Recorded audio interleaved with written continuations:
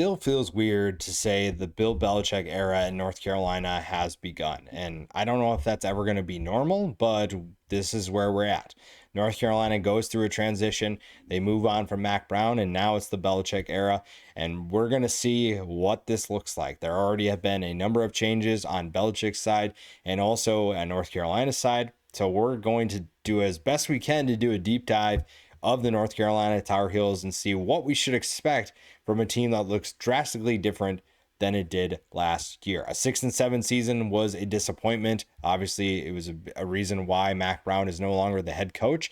And now Bill Belichick takes over. He brings in Freddie Kitchens to run the offense. He brings in Steve Belichick to run the defense. I think you bring in a number of transfer portal players that we'll talk about here in a little bit that make this a little bit different, but it still just feels weird to see a guy who was at one point considered one of the best coaches in the NFL to be taking over a college program. And Belichick himself looks different. He sounds different. And that's kind of what makes this really intriguing is we're going to see what this looks like. And we're going to find out what he is as a college coach. Now, the transfer portal, this is a team that was very active. They saw a number of players go to the NFL. They also saw some big names go into the portal.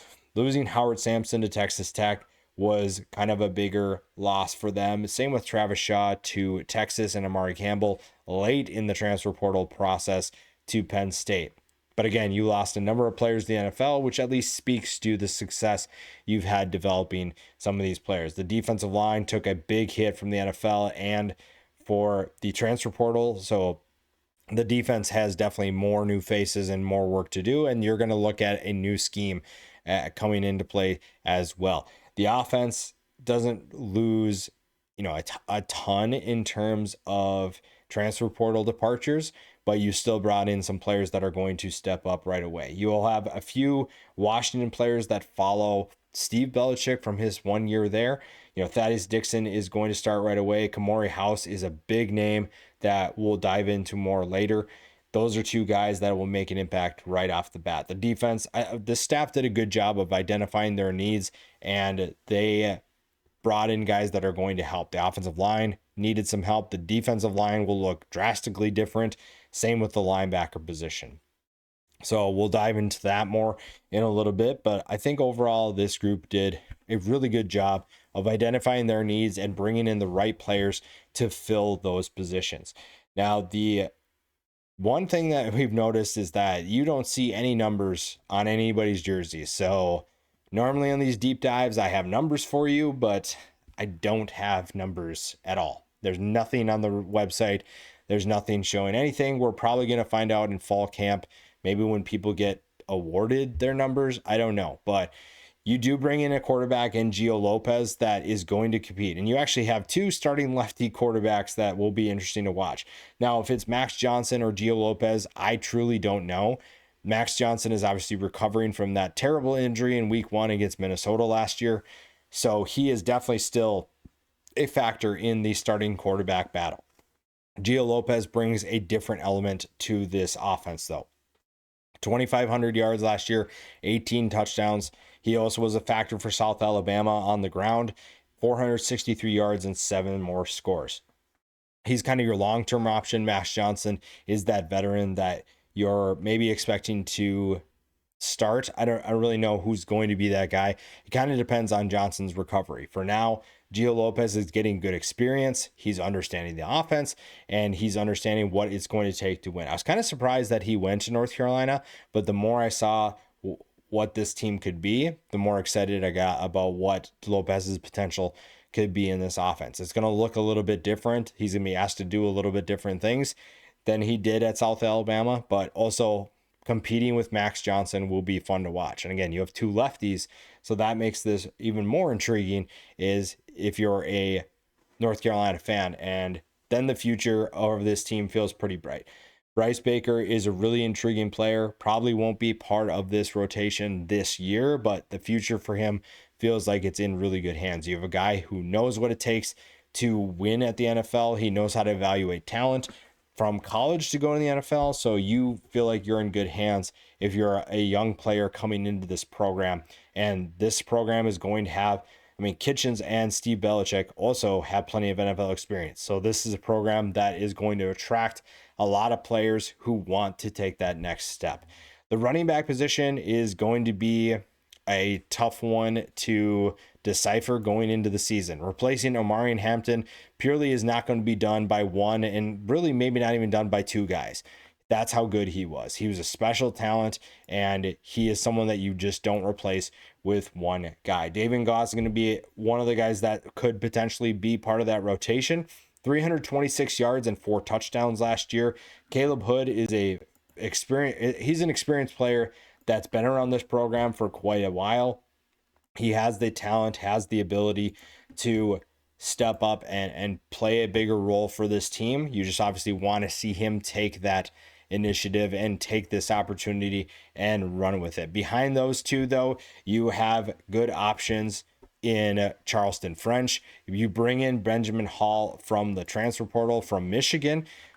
So you feel like you have at least options. You don't necessarily know who is going to be the go-to option, but you at least have guys that could potentially play a big role for this team and make this rushing attack. It's not going to be what it was last year. Nobody is going to replicate what Omarion Hampton was able to do. It just does him a disservice if you basically just think that, oh, well, it doesn't matter who we have. We're just going to replace Omarion Hampton, who's one of the greatest running backs in our program's history, with anybody else that we have. Even if they're good, none of these guys right now are Omarion Hampton good, plain and simple. But the rushing attack is going to be relied on to balance out this offense, to make this offense better, and give a guy like Gio Lopez or even Max Johnson a little bit of relief, because the passing attack might need some time to get acclimated. When you have a new quarterback or you have a quarterback coming back from a big injury, that's going to take some time.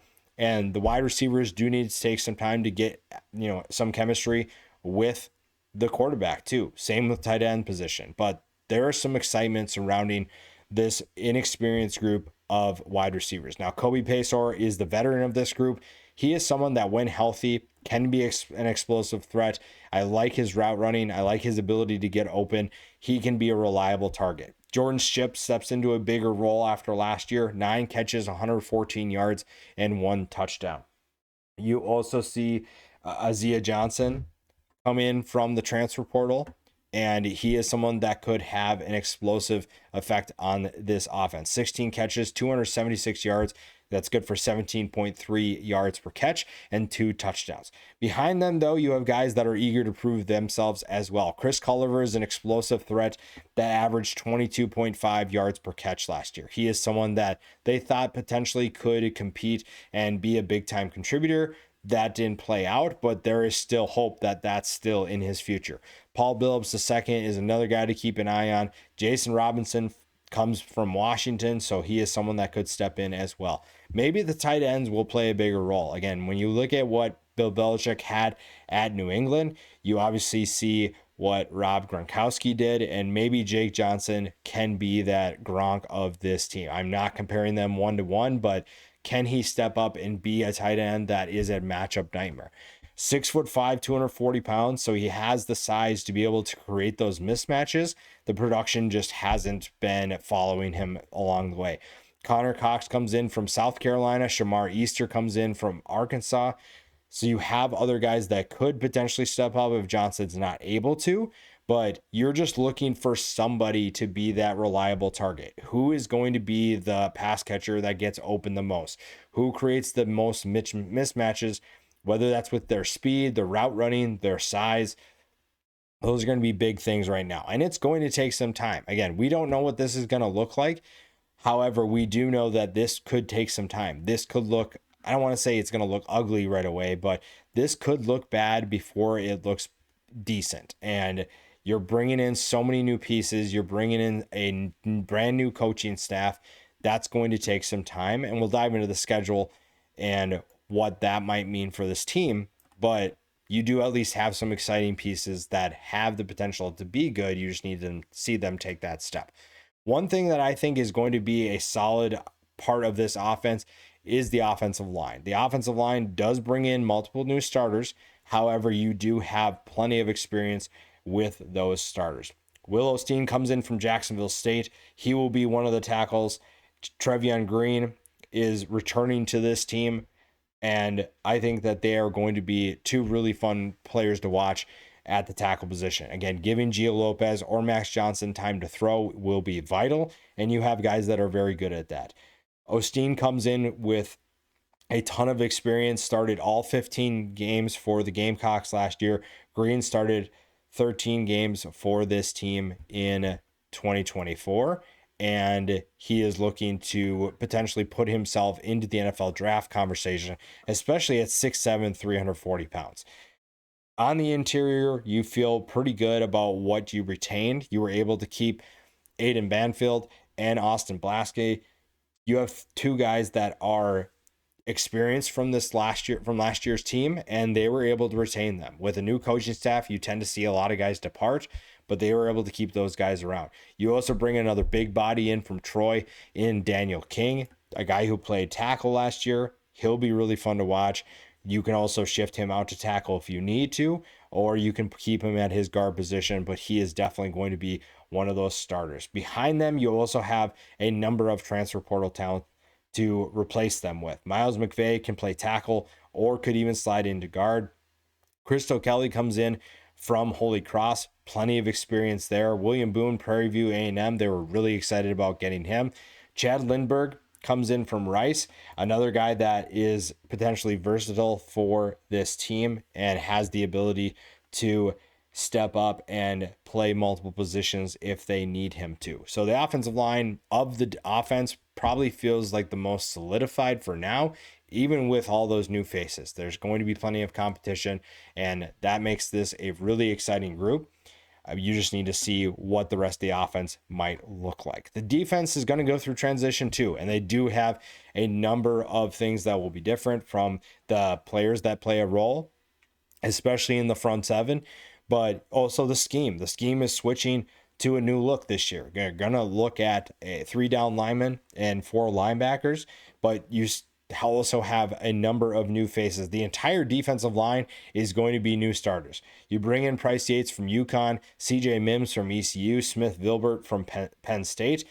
Yates is one that I think doesn't get enough recognition for what he did at UConn, and UConn's a team that was a surprise last year, but he was a big reason why. 7 tackles for loss, 3.5 sacks. I'm very curious how he competes in the ACC. Smith Vilbert, I'm kind of surprised that he went to North Carolina, but then when you think about who's coaching, it probably actually makes more sense, but it just feels interesting to go from a Penn State program that was loaded, and probably part of it was he leaves because that's a group that has so much talent at the defensive line position that maybe you kind of get lost in the shuffle. A solid year, though, for a Penn State team that went to the playoff. 12 tackles, 4 tackles for loss, 1.5 sacks, 2 forced fumbles. CJ Mims had a big year for ECU. That was a defense that wasn't great by any means, but had plenty of bright spots. CJ Mims is one of those guys. 23 tackles, 4 tackles for loss. He is someone that I think will be really fun to watch in this defense. You also have 3 backups that will be coming in via the transfer portal. DeAndre Robinson is probably the biggest name that we'll talk about. Comes in from Florida, 17 tackles, 3 tackles for loss, 1.5 sacks. He is someone that could push for starting time. Again, none of these positions are solidified, the defense especially. So he is someone that could step up. Maybe Isaiah Johnson from Arizona is someone that could do really good things for this defense. You also have Melkart Abu-Jaoud from Delaware, very productive for the Blue Hens, but you're also taking that step from the FCS to the ACC, so that could take some time. But this is a group that has plenty of options. You just need to sort out who's going to be the starters, who will be the depth pieces, but you bring in plenty of options to make things really exciting. The linebacker position is kind of the same. You only have a couple of guys that return to this defense, and Tyler Thompson is one of them. Inexperienced though, so that might take him some time to get acclimated, and the new faces actually might help him get things up to speed because everything is new. The only thing that Tyler Thompson has over a lot of these guys is that he is already on campus. He's been on campus for a year, so he can help them get around and figure out where everything is. Everything else is new to everybody, though. He is someone, though, that's really exciting, has the potential to step into a bigger role this year after having 5 tackles. And now with more linebackers on the field, you're going to see more faces potentially rotate in and out. Kamari House, this is a guy who a lot of teams wanted out of high school. He is someone that chose Washington over a number of schools, and he was going to make an impact regardless of where he went. And he comes in with Steve Belichick to North Carolina, and he is ready to have a potentially monster year. I think that you want to see him add a little bit more size to handle life in the ACC or just in college football, but in a weight program that you know is going to be good under Belichick, I don't think that's going to be a problem, and it's going to be fun to see how he thrives this year. You also lost Amari Campbell late in the transfer portal process, and that was a big blow to a defense that felt pretty good about having him back. Fortunately, you do get Andrew Simpson from Boise State, a team that went to the college football playoff. Simpson was an athletic player who made a number of plays, 46 tackles, 11 tackles for loss, 3 sacks. So he knows what it takes to make plays. He knows what it takes to compete at this level. So he'll be someone that's really fun to watch as well. Mekhi Gabayer is going to be another player to watch. He comes in from Nebraska and was very productive for the Cornhuskers last year. 49 tackles, 6 tackles for loss, 2 fumble recoveries, 3 passes defended. This is a group that might need some time to get some chemistry. And it's, again, a new system they all have to learn. It's a new look, and everybody has to just kind of get acclimated. So the front 7 might need some time to figure things out, to sort things out. And the depth behind them is probably not going to push a lot of these guys for time. But there is definitely room for growth. Austin Alexander and Daniel Anderson are very young players. Same with Evan Bennett. You also bring in some transfers that could give you depth, but right now the linebacker position outside of the starters feels relatively unknown, and that could be maybe a problem as the season progresses. But again, this is a transition year. It might take some time for everybody, and there's not a position that overall feels like it's in a great place in terms of stability. Maybe the defensive backfield is the exception to that. You do lose Elijah Huzzy, so that's a tough loss to stomach. You also see Antavius Lane and Jakeem Harris depart, as well as DeAndre Boykins going in the transfer portal. So there are going to be some new faces for sure. Marcus Allen and Caleb Koss are going to be 2 of those returners that you feel pretty good about. Will Hardy stepped into a bigger role last year as well. Then you have other positions that you're kind of uncertain about. One of those positions, though, feels pretty good because you bring Thaddeus Dixon from Washington. So he follows Steve Belichick. He's very familiar with this defense and what is expected of them. So you're feeling that you have a corner that's new, but he's in a good place. He makes Marcus Allen's job a lot easier, and teams will then just have to pick who do they want to test.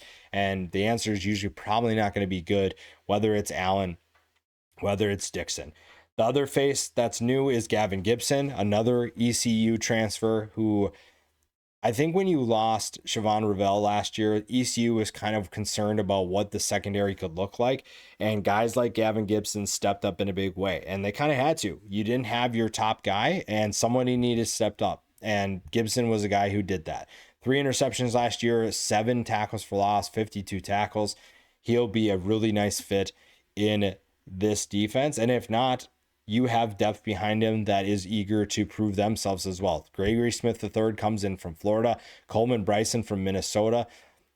Coleman Bryson's familiar with the North Carolina team. They faced the Gophers faced North Carolina in the past, so he's very familiar with this team. He'll be someone that could be a really interesting player. Another Washington transfer, Peyton Waters, could be a corner that steps up and plays a bigger role. Outside of those guys, though, there's not a ton of experience. There's not a ton of proven commodities right now, but there are some young players that are itching to prove themselves in this team. And The secondary, like I said, is going to have to find a way to improve. You lose some important players, but overall, the talent level doesn't seem like it dipped a ton outside of losing Huzzy, obviously. Now, we talked about this before. Winning football games will be interesting. I don't really have a good read on what this team could look like, but here we go. The schedule isn't overly horrible. In fact, you have quite a few road trips that make you feel pretty good. There aren't really any road trips that scare you by any means. Those road trips include Charlotte, UCF, Cal, Syracuse, Wake Forest, and NC State. So those are honestly really good. You also don't have to face certain teams like Miami. You don't have to face SMU. You do get Clemson at home on October 4th. You also have TCU to start the season. Honestly, the TCU game is going to show us a lot about this North Carolina team. Are they up to speed? Are they ready to go? Or is it going to take some time for them to get acclimated? Outside of that game, though, before the Clemson game, there aren't any games that should be overly concerning. Charlotte is going through a rebuild and has been terrible the last couple of years. Richmond is an FCS team. UCF is going to be one of the worst teams in the Big 12 right now, according to a lot of people. So if you're North Carolina, those games don't really scare you. The Clemson game is rough, though you get bye weeks on each side of it that give you time to prepare and recover after that. Then you go at Cal, Virginia, at Syracuse, Stanford, at Wake Forest. Those teams could all be near the bottom of the ACC, honestly. I'm not saying they're going to, but those are teams that could be at the bottom. Syracuse maybe is probably, I shouldn't say they should be at the bottom. That's a team, though, that is probably going to take a step back. Then you get Duke. That's going to be a tough one. And at NC State. So two big rivals to end the year. Those are going to be tougher games, but that's a schedule that's pretty good. And the over-under is 7.5. So it's not like it's crazy to think that. 9-3 is the ceiling to me. I just think there's too much turnover for 10-2 or 11-1 to even be considered. 6-6 is the floor, though. I'd be very curious to see if that is lower than that, but I don't think it is. 6-6 to me is the floor. Now, a lot of people think that they're going to finish in a pretty favorable spot, though overall it's kind of all over the place besides one. 18% say first through fourth, 44% fifth through eighth, 26% 9th through 12th, and 12% say 13th through 17th. So that is going to be what you guys think of that, but this is a program that's full of intrigue. This is a program that has a lot of unknowns right now, and not all of that is a bad thing. Bringing in Bill Belichick definitely sent some shockwaves to the college football world, and now it's time to see, can he coach at this level? We've seen a number of coaches make that transition. We've seen a lot of had success. We've seen others struggle. We don't necessarily know what this is going to be. And even if we see something in year one, it doesn't guarantee that that's the long-term trajectory, especially if they struggle early on. This is going to be a transition for everybody. There's a lot of unknown. And until we see September 1st against TCU, we're not going to know what this team actually is. But that still builds excitement. The unknown of this team means that there's room for more excitement to build. And this is a team that's really exciting with some of the pieces they bring in. And if most of those pieces click, this could be a surprise team in the ACC this year.